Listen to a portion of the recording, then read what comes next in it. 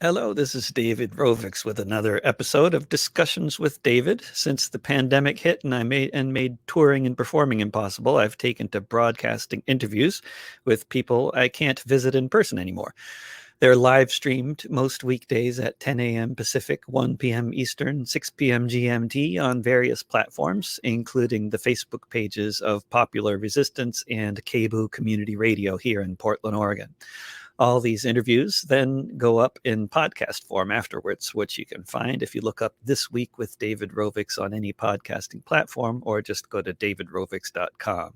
I also do a live concert from my living room on the last Saturday of each month at 1 p.m. Pacific, 9 p.m. GMT. Today, we're spending the hour with Rory Waterman, talking to us from his home in Nottingham, England, where he is a senior lecturer in English and creative writing. Rory has published several books of his own wonderful poetry on Carcanet Press. Tonight the Summer's Over, Sarajevo Roses, and most recently, just last May, Sweet Nothings. Rory, welcome to my little live stream show. Thank you. It's nice to be here. I like your. I was saying before. I like your black backdrop. Your special curtained in sort of room. It looks like you're in a void. Whereas I've got a stain. I've got a stain on the wall. You've got the stained wall. Yeah. It's not more. It's not where I lean. Typical. It looks like it's where I lean my head. You know, it looks like an old man's bed or something, but it's not. I swear. If you raised up the screen, then it would be a different angle, but it's that's a fine angle. I had this curtain in the living room for having house guests, because we don't have a guest room, but at least we could provide a little visual privacy when for people on the couch, like someone visiting a hospital. Yeah, it's like visiting a hospital, right? And we barely ever used it for that purpose, but it makes a great studio anyway. Yeah, it's great. Yeah, good. Anyway. Rory, I want to get you to read some poems for us, but would you maybe could we start out with reading a poem, perhaps? Yeah, all right, okay. You caught me on the hop. Sorry, I'm going to try and share the screen. Yeah, let's experiment with screen share. So yeah, this one would be no good for your podcast. That's okay. They can hear. But they can enjoy the silence, the moment of quiet. Share screen. I don't know if this is going to work, so I'm not going to do it. It could probably work. It'll pop up on my screen that there's something to share if you click that share screen. And share entire screen share. No, it's just not letting me do it. Oh, okay. I apologize. Oh no, they don't need to see it anyway. They can find it on the web. It's all there. RoryWaterman.com. They can find lots of links to poems and books of poetry. Yeah, you can. And this one's actually there. This one was in Poetry Review about 8 months ago or something. Excellent. So this poem's in it's in my new book, Sweet Nothings, and it's called Like Father. And if I appear to be glaring through you, it's because I'm reading it. You're reading it on the screen. I'm not a performance. So it's not the 1,000-mile gaze, kind of like yeah, like when you've been driving or something, you just yeah, it's not that. So the poem's called Like Father. Okay. So I was born in Belfast, but I grew up in England. My parents separated when I was 2, and my mum moved to my grandmother's house. And my aunt lived there and my cousin lived there as well, in a 3-bedroomed house. And my grandmother slept on a chair in the living room and died too soon. She was great. She was wonderful. She was like a second mother to me. And I had quite a complicated relationship with my dad. So this is quite a solipsistic poem, actually. He is a very difficult man. And he's a poet as well, actually. So that runs in the family. In other ways, he's taught me a lot about how not to be, I'd like to think. And when I was about 18 or something, I tried to write a lot of poems. I'm sure you did the same, David. I'm sure we all did, and I'm sure they were shite, and that's no discredit to you, but that's kind of what happened. Absolutely. I still have notebooks that were saved in my mother's attic that she mailed to me, and I I was reading about how you were going through your old stuff when you were 18 and rewriting a lot of the stuff you started. That's a neat idea, because there's always some great little lines and stuff. And I mean, I find some really great lines. Nothing complete from when I was young that's any good, but some great lines. Right. Yeah. Well, I had I had a kind of awakened social conscience when I was about 15. My grandmother died, and the little lodge house we'd lived in, it was her. We thought it was her house, so we thought it was our house, but it didn't. It belonged to this big farm estate, Nottingham Farm Estates, which is now owned by Dyson. And they reclaimed the house straight away. So we had a month to get out and to find council housing, what you call social housing. So I was biking around all over the other villages looking at this housing, and then ringing my mum up from phone boxes and saying, this one looks okay. And of course, now you couldn't do that. Now you'd be in a bed and breakfast for I don't know how long. You wouldn't really have that kind of dignity, but we could move into social housing, to council housing, without any 5-year wait or anything. No, yeah, because I was a kid still. I was 15. That's right. So right, yeah, right. And I don't think that would be the case now. But I can't really get into what I did to get my own back on the bastards who took her house away. But I probably shouldn't get into that. But it might get you in trouble. Or I got my revenge. Limitations. Yeah, good. There's a lot you can do with a hammer in the dead of night. Absolutely, very good. Everybody should know that. A hammer, a pickaxe. There's incredible tools. A wrench, really a lot. That's right. Any of it will do. I mean, even your hands if you have to. Your head or something. So anyway, yeah. So I wrote some of these poems around that time, sort of 16, 17, 18. And then like you, rather than my mum sending it to me, I visited my mother's house and I went into a drawer full of all my kind of old crap, and discovered these kind of mawkish poems, "Mummy doesn't love me" kind of poems, and I found this among, sort of a sort of nascent version of this amongst it, and I decided, okay, I'm going to do something with that now and implant myself at twice that age on top of that self then, looking back at my childhood. So that's what I did. The explanation's been a lot longer than the poem. The poem's called Like Father. Started 2000, finished 2019 for WC. My daddy was Irish and famous. Well, sort of Irish and sort of famous, he said, and told the truth. He loved and he was loved and was a joker. And in his youth, he passed the 11 plus with such high marks they'd sent him to private school. Plush lawns, straw hats. But then he'd felt oppressed by the Oxbridge conveyor. So that was that for years, while he wrote in garrets and took real jobs. Porter on Jersey, bank clerk. He explored the world and then read English up at Leicester, then at Oxford, and won awards and found he was getting in print, but still worked summers at Leicester Station goods yard. Am I as bright as you, Daddy? Probably not.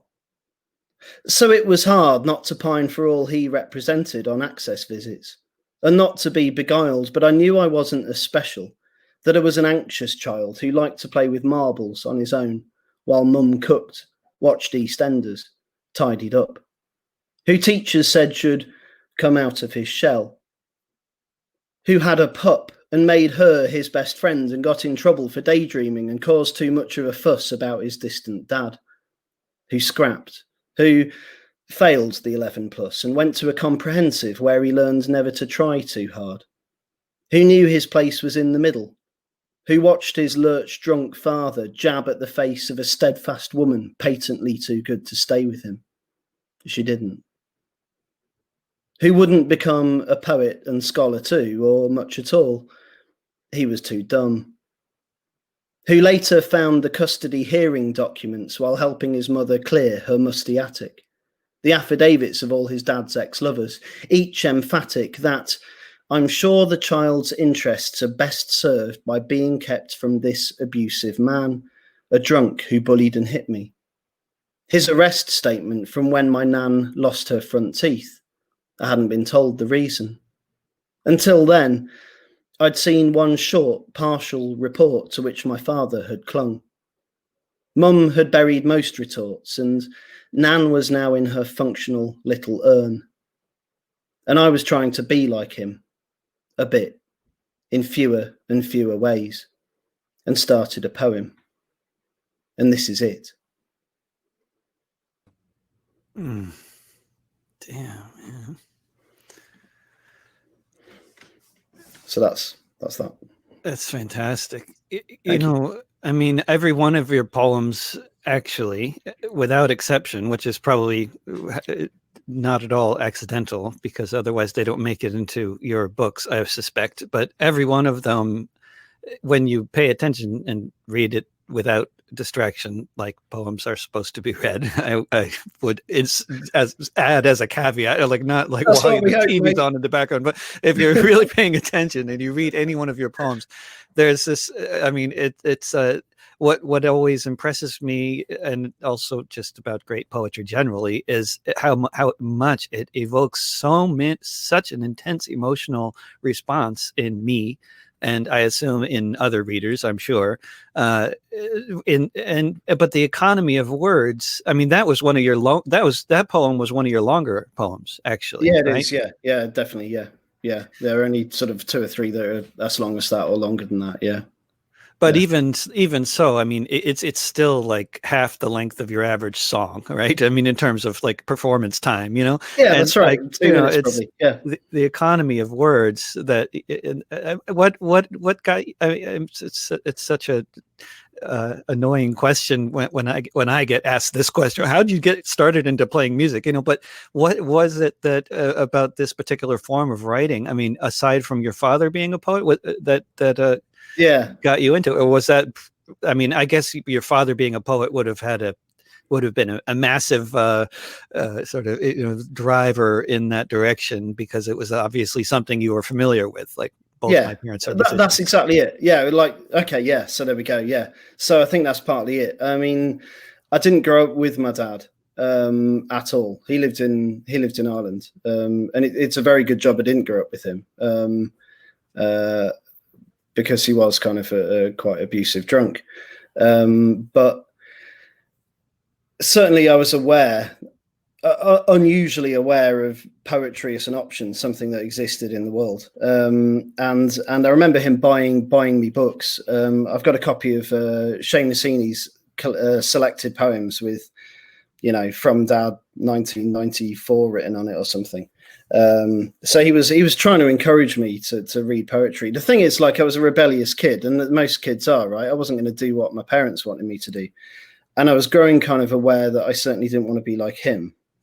But I was very aware of poetry as a thing. And I read a lot, and I listened to a lot of music, and I was always very interested in words and the way words can be put together and the way they can evoke things, not directly or through metaphor or connotation. And there are some great songwriters who hugely, obviously it's Joe Strummer's birthday today, right? 68, I think today he would have been. I mean, the lyrics of the Clash were kind of hugely influential to me as a kid, and they still sort of are. I mean, you know, there's did you get into punk rock? Was at an early age, punk rock was a big influence? Oh yeah, absolutely. Well, I got into metal, right? Metal, because I was you know, I liked anything that was loud and aggressive sounding. Yeah. And when I was sort of about 11 or 12, and then from there I kind of became increasingly interested in punk rock. Yeah. So and the Clash and the Stiff Little Fingers and all these bands that I'd missed, you know. I couldn't really kind of go see them live, or I suppose with the Stiff Little Fingers I could and did, but like generally speaking I couldn't. They didn't really exist anymore. But that was the kind of world of music I inhabited.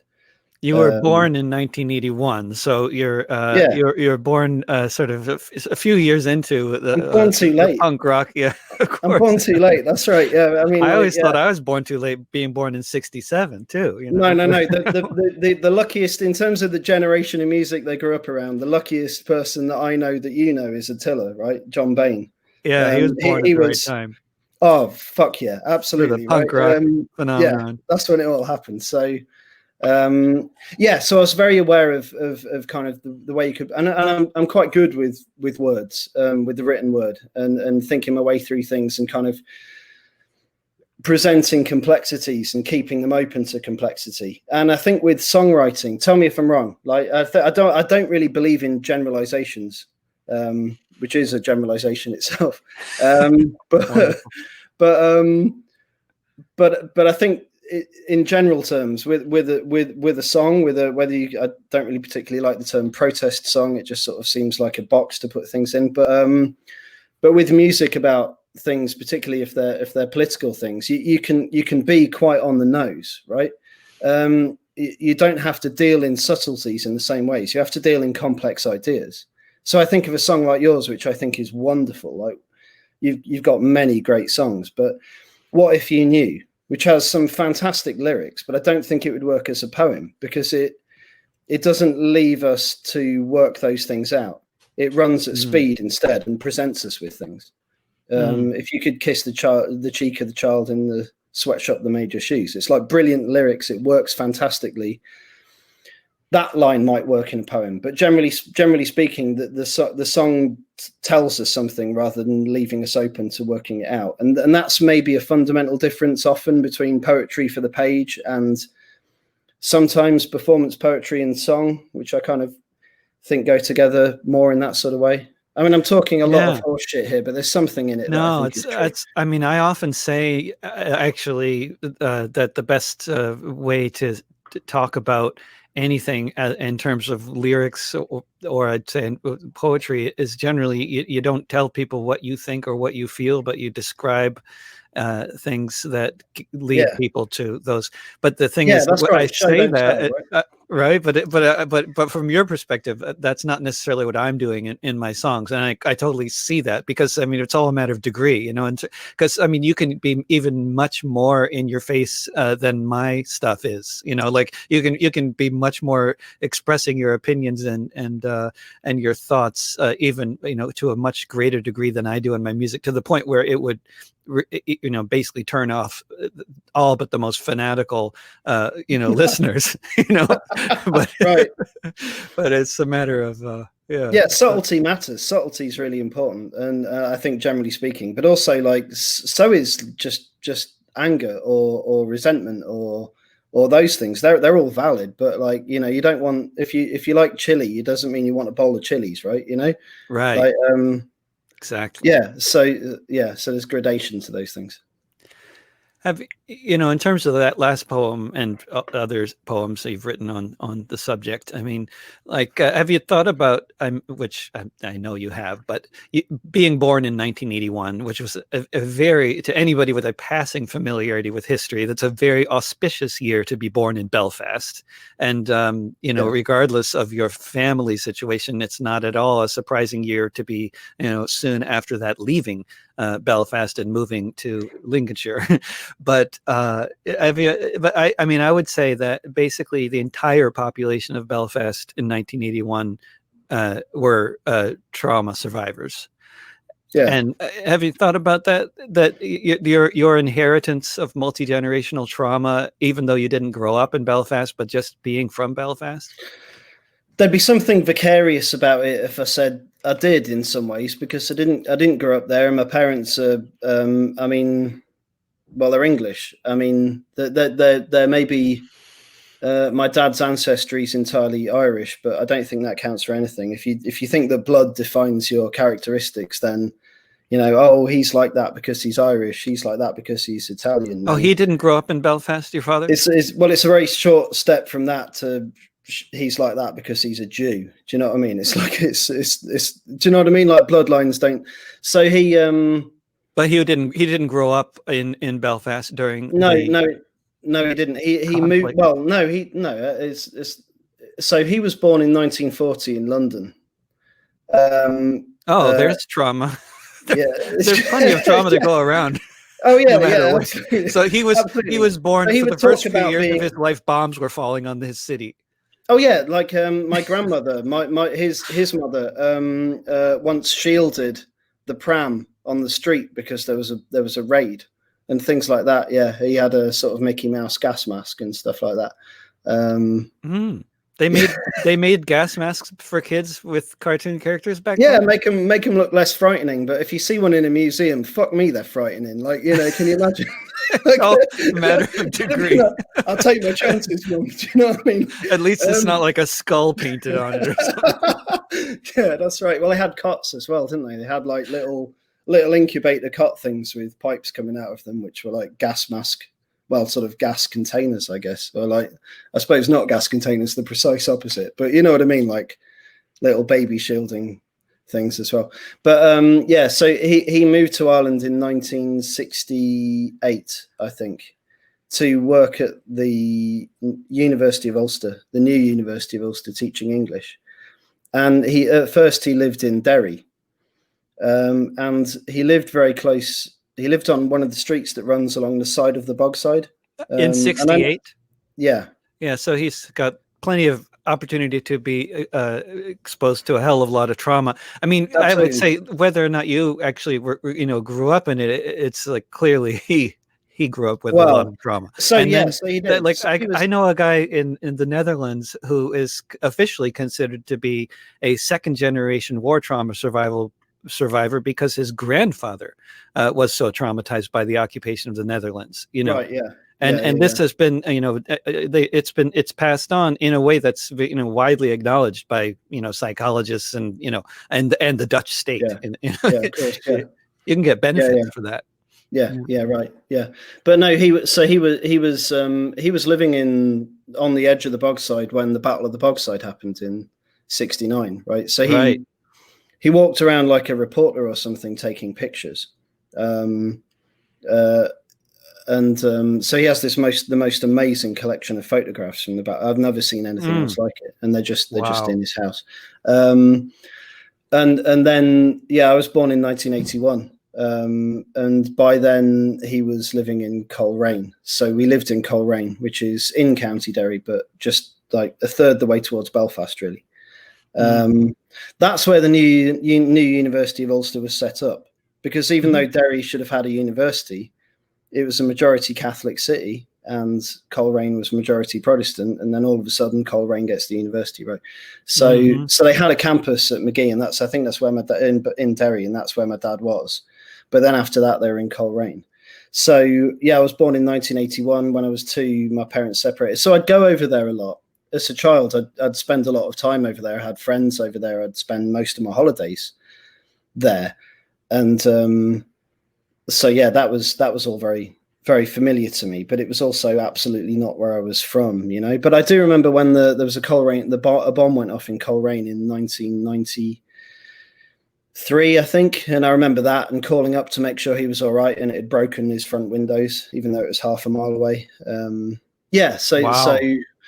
Yeah, but me trauma, no. I mean, I can't. I was living in rural Lincolnshire, bored off my tits, wondering where life was. Like that's what I was mainly doing. So, although, there's so many. The question of trauma. I was talking to somebody who's doing a PhD in trauma a couple weeks ago, so it's on my mind. Oh yeah, right. But, yeah. Could you do another poem? It's real. I just don't want to. I don't want to take any vicarious kind of. Yeah. It's. I mean, the personal trauma and multi-generational trauma are different things, but both very real, I'd say. Yeah, sure, 100%. But the most traumatic thing that happened to me personally was being called an English cunt. Mind my French, Germanic. Which I didn't particularly enjoy, but it's not exactly, it's not really trauma, is it? That's not too traumatic. It's true, David, as well, to be honest. And you are English. You sound very English, unmistakably. Not much I can do about it. Speaking of which, right, so where I grew up was, sorry, this is a lead into a poem. It's not a non sequitur. Maybe it is, we'll see. But where I grew up it's very flat. Rural Lincolnshire is mainly very flat. It's on the east of England, about halfway up, and it's a rural agricultural county for the most part, and quite conservative, and little villages, and that sort of thing. And it's also full of RAF bases. So in the lots of them predate the Second World War, but then in the Second World War there were loads more. There's one actually in the village nearest to where I grew up, RAF Metheringham, which ran for about 4 years or something, and then ceased operations, and the runways are roads. It's great. One of those bases is RAF Waddington, which is really big. It's just south of Lincoln, about 3 or 4 miles out of the city, which is a very small city, cathedral city. And this is the Royal Air Force, for those. The Royal Air Force, yeah, indeed. Sorry, the Royal Air Force. So the RAF operate a number of bases still in Lincolnshire, probably a higher concentration there than anywhere else in the country. And Waddington is now where they, I've forgotten what the unit's called, but it's where they operate the Reaper drones.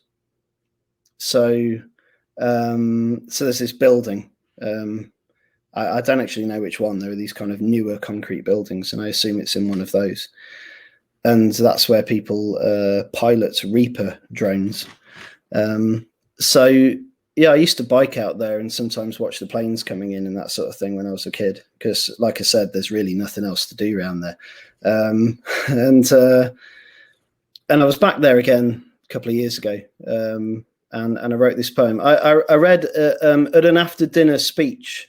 This is the epigraph to the poem. The poem's called Reaping, but the epigraph comes from Air Marshal Greg Bagwell, who at an after dinner speech, retired now, said this to the assembled people. He said, "We need to test harder whether we can take a young 18 or 19-year-old out of their PlayStation bedroom and put them into a Reaper cabin and say, right, you've never flown an aircraft before. That does not matter. You can operate this." Here's the poem. 18 or 19. What was I doing then? Well, one day I biked here to RAF Waddington's viewing point, from where I saw no action, called by the urgent tornadoes which had skimmed our village, shocking pliant heads at intervals of my childhood, and must have come from somewhere. Runway approach lights have switched on and point skywards at nothing coming in. A pigeon, a slip of moon. A screech owl would be too apposite, but I saw one once a mile from here on Bloxholm Lane. It stalled a moment, then beat on past the hedges, tall as houses, living its purpose, suddenly beyond range.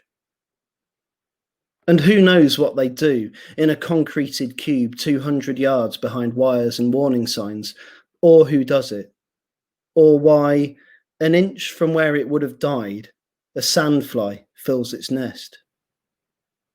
Grasses by the road dip like a million rods to a million tiny catches.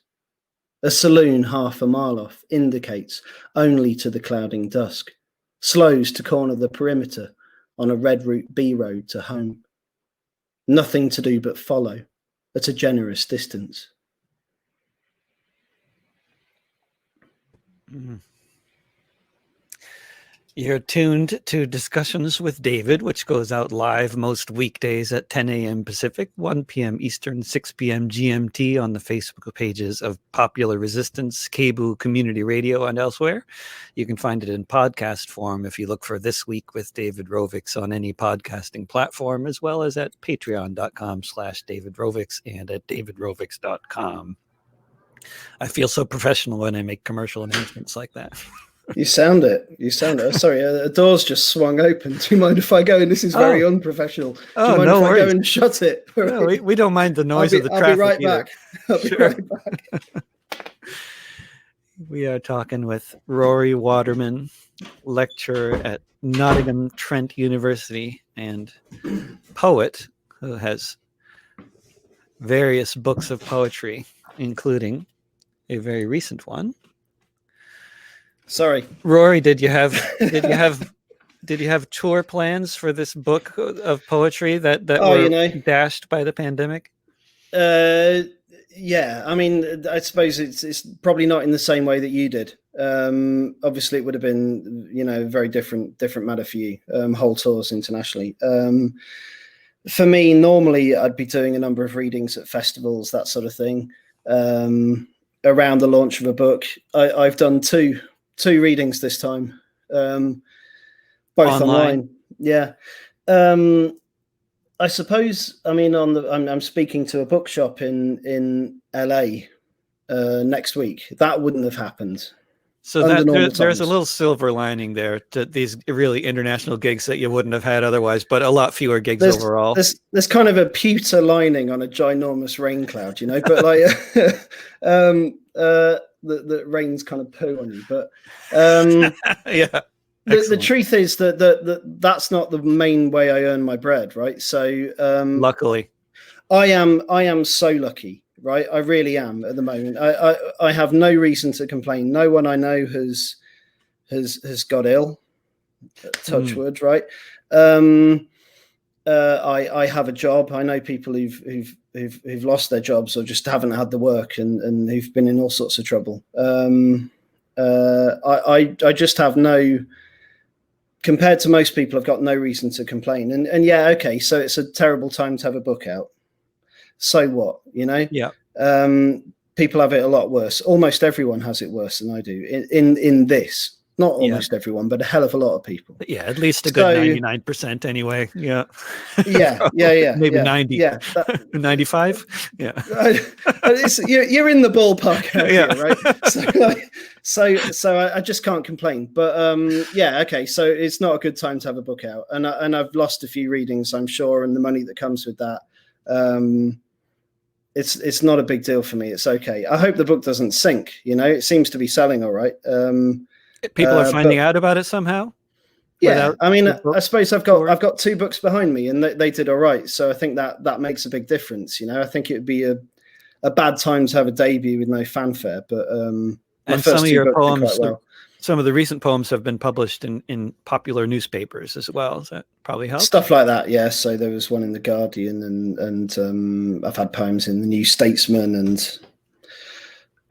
you know, various poetry magazines, Poetry Review, which is the biggest of the poetry magazines here, probably, and other places like that. The Times Literary Supplement. So yeah. So like I've been quite well served, really. So, you know, maybe it's had a bit of an effect on the number of readings I've had, but you know, if that's the worst thing that's happening in my life at the moment, I am one lucky boy, you know. So it definitely beats a ventilator. Yeah, it beats a ventilator, doesn't it? And yeah, I mean, it's I mean, I'm keeping a close eye on what's going on in your country as well at the moment. And, yeah, I don't trust a thing that our government says about coronavirus. I haven't, you know, they're not transparent. That, you know, we know that they're liars and crooks and shysters, and Boris Johnson's gone fucking missing again. Which at least makes me not want to punch my television, you know. But like, he's gone missing. Yeah, is he? Well, he just sort of. No, well, who knows? I mean, he just sort of vanishes every now and then. I'm a bit like you know, Uncle Donald. He doesn't really want the job, it seems like, you know. Right. And it is interesting how, I guess this has been said a lot of times, but the US, the UK, the 2 countries who've really suffered with this. And okay, there are reasons that are beyond the control, that there are vagaries of, you know, possibility and all those sorts of things, but all the same, they're possibly the 2 hardest hit countries, along with maybe Brazil, Belgium, for a different set of reasons, really. And when you look at the United Kingdom and the USA and Brazil, they're all led by kind of shysters, aren't they? They're all led by like, you know, what we call populists who really aren't. Yeah, con men. That's right. People who are who have kind of who don't have any principles whatsoever. It's just a really interesting phenomenon. That's what's happening. Especially in the 2 Western countries that have done the most in terms of like getting rid of the vestiges of social democracy and austerity budgets and stuff. And you look at the countries in the West that used to have welfare states, and you know, the US is principal among them. And in terms of Europe, definitely the UK has done the most to gut social spending, you know, at least in Northern Europe, you know. It's shameful. But one thing that, of course, you have, I don't know how lucky this is actually, because I mean, Joe Biden's such a sort of milquetoast candidate, but you have the chance to get rid of the most egregious leader in the Western world, right? this well, year. let's see about that. I mean, I know you're still living there with an expat from the US, and We have paying a lot of 5 years. We have 5 years. We have years of this, and by then people are quick to forget. And we'll see if there's going to be an election in November. What do you guys think? Is there? I don't know. I mean, like, American politics, in a way, we view it a bit like sport, don't we? It's sort of like happening a long way away, but at the same time, it affects us so much as well, and affects so many of the things that we care about too. And everything that happens in the US seems to end up being sort of implanted here, whether it's kind of for the better or the worse, right? So, what do I think? I mean, I as far as I can tell, obviously he'd love to stop it, wouldn't he? But it doesn't seem like he can. What difference will it make? I mean, who'd vote? Why would you vote? Why would, under any normal circumstances, why would anyone vote for Joe Biden, right? Yeah, well, that's part of the scary thing too. Is like he's certainly not exactly inspiring of any kind of, Look, he was the one there to make Obama look good.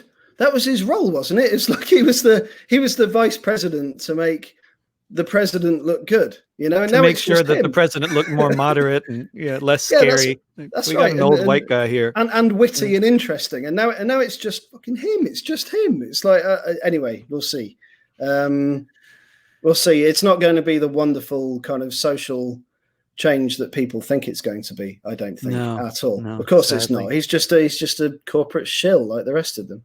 Yeah, and of course, people had such hope in Obama, and most recently, and that was completely dashed by everybody's rent doubling around here, among other things. But, yeah, and I know, and you've been quite active on that front, and it's hard to that's avoid absolutely when right. your rent doubles. It gets you passionate about these things. Sort of piques your interest. Yeah. When all your neighbors have their rent doubled too, it's like, okay, this is. We haven't quite had that, but our rent and house prices have gone up a lot here, and I mean, in Nottingham or particularly in nationwide. London and Bristol, I mean, nationwide. Nottingham's a relatively inexpensive city for a major city, which it is by British standards. It's relatively inexpensive, but because as the tabloid press likes to point out, it has it's the stabbing capital of England, right? Isn't that what they love to call Nottingham? Which hopefully keeps the real estate prices down. Yeah, they can say it more if they want. It used to be called Shottingham, which is quite nice. I mean, I think the gun crime rates would be like, a tenth what they'd be in any American city, but apparently probably less. Yeah. But yeah, Shottingham was what it was, and it has sort of, gang crime problems, or allegedly does, and to some extent will do. I mean, it's a major city, isn't it? So, but it's a great city. I love it, and a post-industrial city as well. Major. I think that's the right way of phrasing it. Yeah, it's not completely died in the way that some have, and it's a thriving city, but yeah, post-industrial. I mean, I don't know if you've read the novel Saturday Night and Sunday Morning by Alan Sillitoe. No, you recommend it? Oh, mate. Oh, yeah, 100%. It's Alan Sillitoe, Sillitoe. Saturday Night and Sunday Morning. So it's written in the 1950s, and it's about a bike. Someone who works at the Raleigh Bike Factory, bicycle factory, and that was in Nottingham. And there was basically Nottingham made bikes and cigarettes. So you could kind of like fill your lungs with clean air and then kind of destroy them with tar afterwards, But nice. But it's all gone. Of course, it's all gone, But it is quite a thriving city. But house prices have gone up nationwide to the point where, and in some cities like London, or even anywhere near it, all the towns around there, and other cities in the south like Bristol. God, you can't buy a house unless you've got lots of capital, unless mummy and daddy can give you a lot of money, right? So, we're still renting in Nottingham. So, yeah, I can't afford to buy a house. I'm a senior lecturer. Partly that's my own fault, but if you become like a full professor or something, then maybe you make enough to buy a house, or no? Well, no. I'm not quite being honest. I mean, I guess I make enough to buy a house, but if you wanted to sort of. If you wanted to really sort of bond yourself to Nottingham and to the bank and to paying mortgage for 30 years. Yeah. Correct. Yeah. But it's just a very different prospect to what it was a generation ago. Yeah. So kids go to university, they come out of university, they can't get a job. They're never going to get on the property ladder or anything like that. You don't have to have a political conscience to be angry about that, and a lot of them don't, and they don't really know why they're angry. You know, they don't know the systems in place that precipitate they don't know what that it was condition. like before, right? They don't know, that how much easier it was before, and they're stuck Yeah, in it really a situation. was, They don't even know why they're so angry. I was thinking about that, and just in terms of your own experience. As I mean, of course, you're teaching at a university, and of course, being a poet for a living has never been much of a option, for most people in most societies, right? But you also have been, your career also basically began with the collapse of the publishing industry and the music industry. Oh yeah, fair enough. I mean, the poetry publishing industry is always a cottage industry, right? That's right. So, right. There's never really been a poetry publishing industry, but the rest of the publishing, the broader publishing industry, sort of collapsed during your tenure as a poet, basically. Yeah, it's this bit, but in some ways, but obviously with music, I mean, I think you're not putting out CDs anymore, actually, from now on. Is that right? Yeah. No point. Yeah. I mean, books at least don't require batteries or book players, so I think there's a little more, a little more longevity. Yeah. I see the point there, but obviously this, I've kind of watched this kind of, I guess, sort of revolution sort of happened in music, and it hasn't really happened in publishing in the same way, not in poetry publishing at all. So I don't know how well my particular press does. It's one of what is sometimes called the big 5 poetry presses in Britain, but that doesn't mean much in terms. It's not like the big 4 banks or anything. It's got a staff of 6, I think, and they're wonderful, and they look after me very well, and I'm perfectly happy with that, and I have a superb editor and that sort of thing.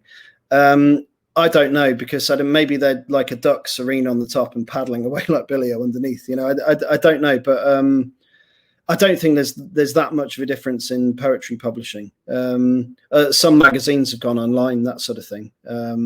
It's really not the same as in your industry. And I suppose that's another thing that's happened with you, is that CD sales have gone through the floor, right? Purchasing of hard copies of music. So you make money from shows, right? And then there aren't any.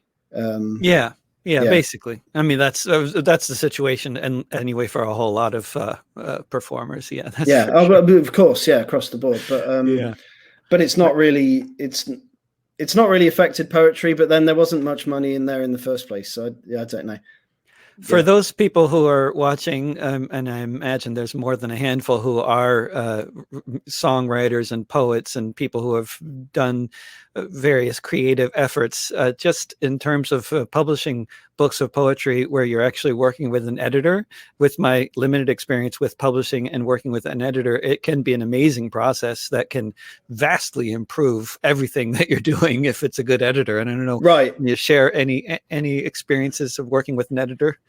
Yeah, I can. So there's an American poet called Nicholas Friedman. So he's not an editor, but we share everything with each other. So he lives in Syracuse, New York, and he's a very good friend of mine, Nicholas Friedman. He's definitely worth looking up. And we've shared pretty much everything for 12, 13 years, and kind of knocked 10 bells out of it for each other, and send each other back to the drawing board quite often. But my editor at Carcanet, Michael Schmidt, he's been there since the beginning, and he suggested, with this book, which is my new one, Sweet Nothings, the book's in 2 sections, and I was quite wedded to the second section's kind of got more of the weightier poems in it, and the first one's kind of a bit more fun, if you like. There are a few more poems with characters and that sort of thing. A disenfranchised academic who's kind of an old fart, that sort of thing, and play with those characters a bit. And I had it so that those poems would be in the second half of the book. It would kind of end with the maybe lighter poems, but sometimes they're quite angry. But the more kind of intentionally kind of wittier comical poems or whatever. He suggested reversing the order. And he's right. So it kind of, instead, the book now ramps up, but that's entirely down to him. That wasn't my idea. Yeah. And it totally changes the texture of the whole book, because, you want, if you write a book of poems, you want the reader to start at the beginning and end at the end, and they won't, right? Okay, that's taken as read, but at the same time, that's what you kind of hope for. So that's what I want to happen. a reader to begin at the beginning and end at the end. And some of the poems are not in sequences, but they kind of link together or kind of play with contradictions with each other. And so the order does really matter. And the two sections were ordered correctly within themselves, but they were the wrong way round. And I was kind of wedded to this idea of it beginning with a thump and then kind of lightening up. But no, he was totally right. So that's a huge impact for me anyway, that an editor had just by saying, I don't think you've got these the right way around. Yeah, huge. Yeah, and sometimes just other things where, you know, I can't really think of any specific examples, but that's where I haven't one. Yeah, okay, yeah, I'll leave it there then, because I'm sort of struggling to. I've got something on the edge of conscience, but you know. Yeah, I know how it is, of course. Yeah.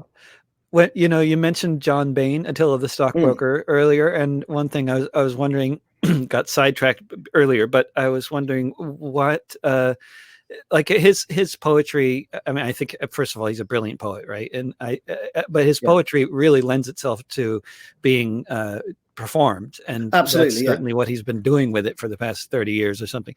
But why?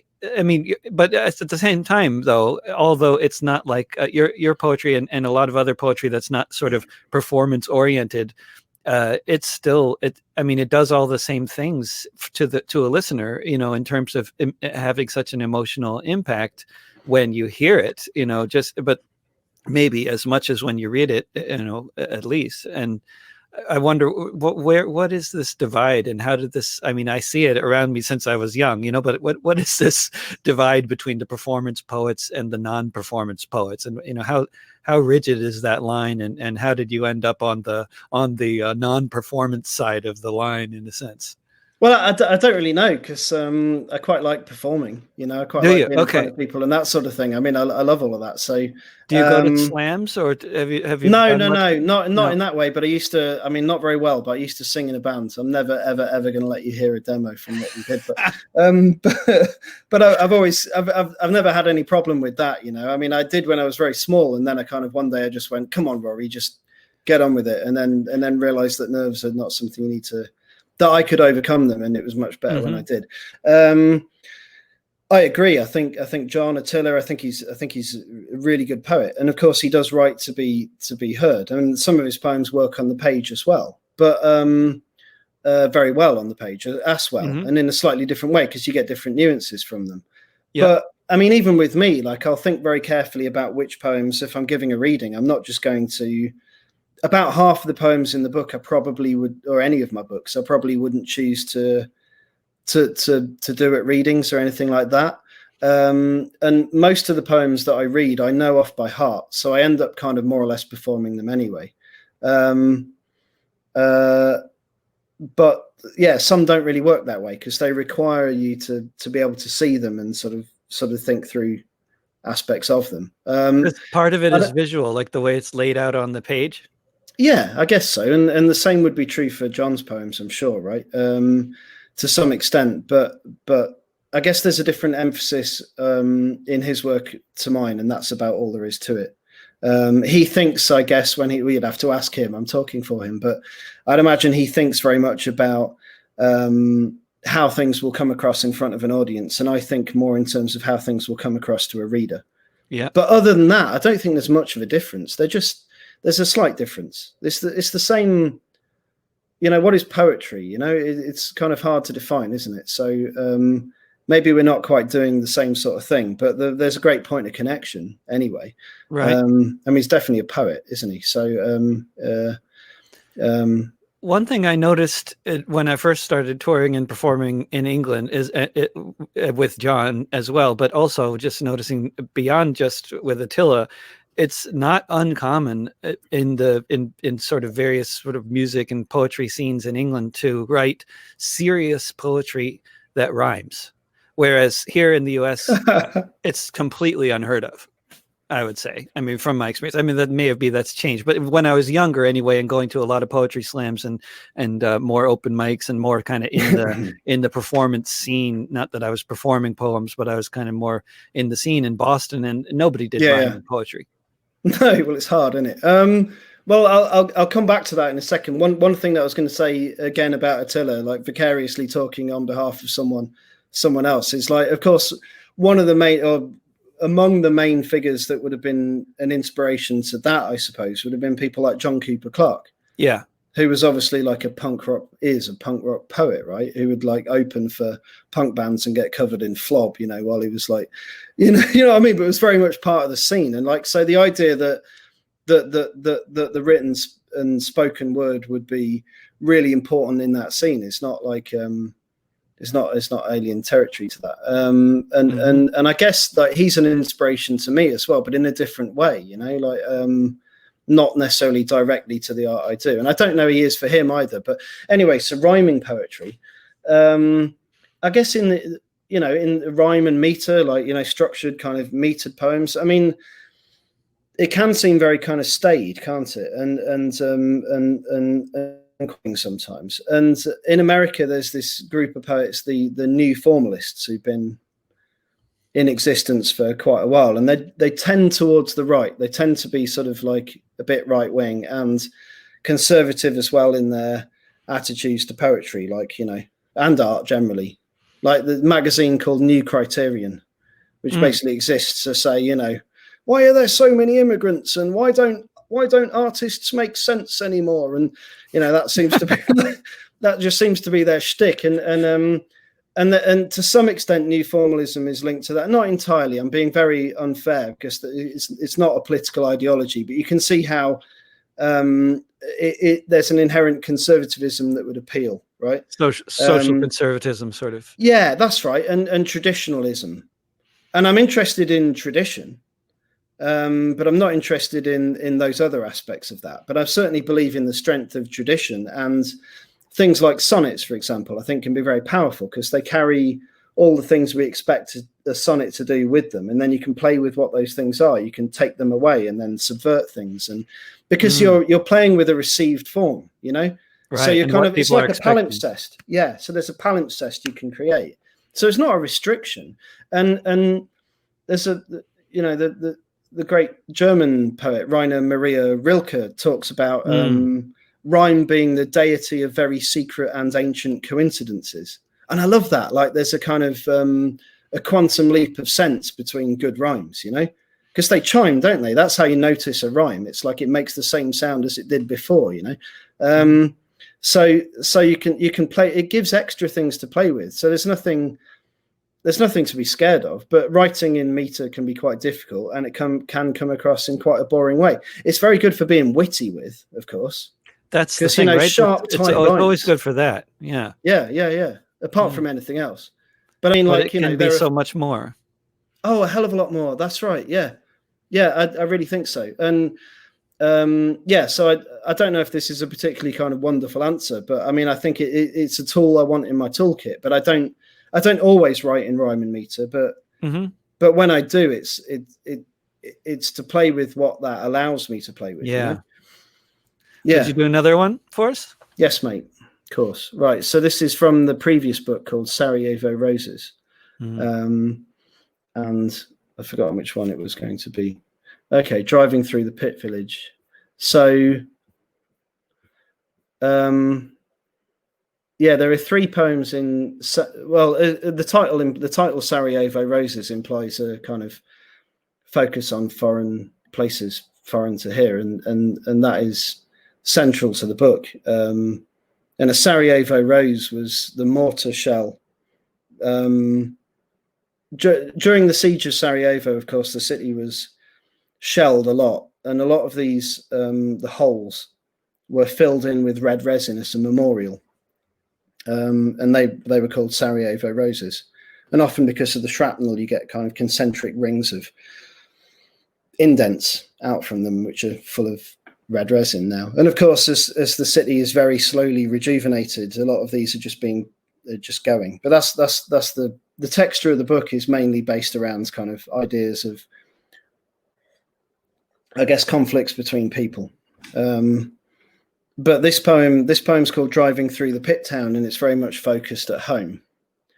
And so where I live in Nottingham, just north of here, we've got the North Nottinghamshire coalfield. And he talks about post-industrial, and I said that Nottingham still thrives largely, which it, sort of relatively speaking it does. But some of those towns up up to the north of here really do not. They're former mining towns, and they don't have a lot of industry, many jobs. And now, in the recent election, a lot of them have been convinced to vote for the Conservatives over Jeremy Corbyn and the Labour Party, which, anyway, that's a different matter, and it's beyond the poem. But the poem's called Driving Through the Pit Town, and it's dated 2013, which is the year that Margaret Thatcher died. Driving through the pit town. There's not much round here now, you say. Just huddled brick or pebble-dashed terraces and tiny new builds where the pitheads were. Bare hills fly up beyond the town you left, with clasps of scree, caps of sodden green pitched above the neat slate pitches, but your eyes stay on the road. The side streets jut left and right, so many of them, like ribs. You jab a finger. We lived up top of that one. Then, surprise, a pale sun picks at a slit in the paper sky. Yellow slaps down momently and slides along the valley, and the half a pit wheel trenched in the roundabout shimmers red as flesh. We won't stop here. And most of the shops, Kebabland, USA Nails, Milan Fashions, are shut or boarded anyway. The four lads pincering fags outside the co-op, gobbing and shoving, repulse for what they are. It's no use knowing better, more, you say. And in blue spray paint, the back of the village sign cries ding dong, like we're waiting at a door.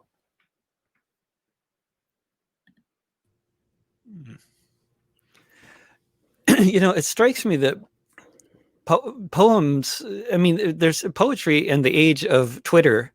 It kind of like, I mean, they're kind of simpatico in a way, because you got it's a short form, and yet they're like totally opposite in another way, because Twitter, you think of it's multitasking and people doing, you know, looking at their feed while they're clicking on. I mainly think of Twitter as people like digging trenches to represent their position, like climbing into the trench and then lobbing grenades at each other. And that's pretty much all they do. Like, you know, and they're like, lads, you know, what do you think in the trench? Oh, you think that as well. Oh, what do you think? Oh, you think that as well. Well, let's not listen to those bastards. They've got a grenade, you know, and that's Twitter.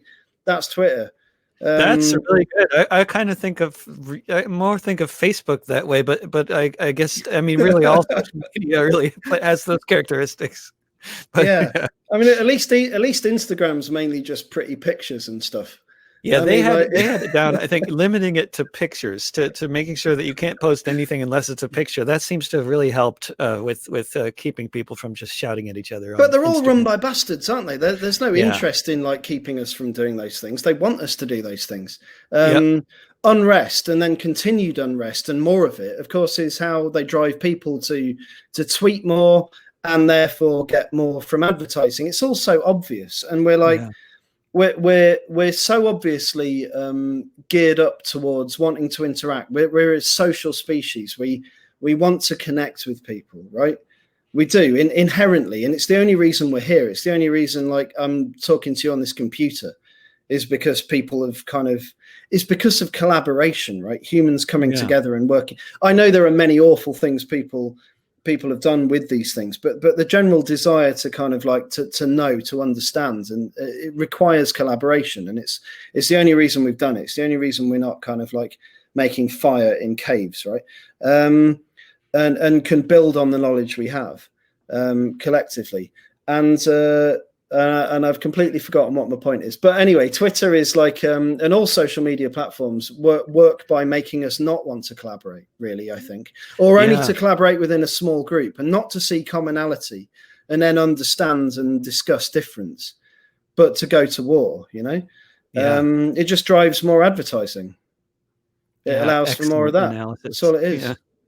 And it's horrendous. Anyway, I totally walked over your point. What were you saying? No, that was exactly it. No, I like it. No, I was looking for your analysis on social media in the age of poetry in the age of social media, or just social media in general. And I got well, it. it's a lot of. I mean, there's a lot of like when you see the poet with the business card thing, you know, like the business card and the handshake kind of thing. But the Twitter equivalent of that is kind of obvious, you know. And like there's when you see people kind of marketing themselves so aggressively, selling their brand. I mean, it just looks a bit sad to me in the world of poetry, where that you know that.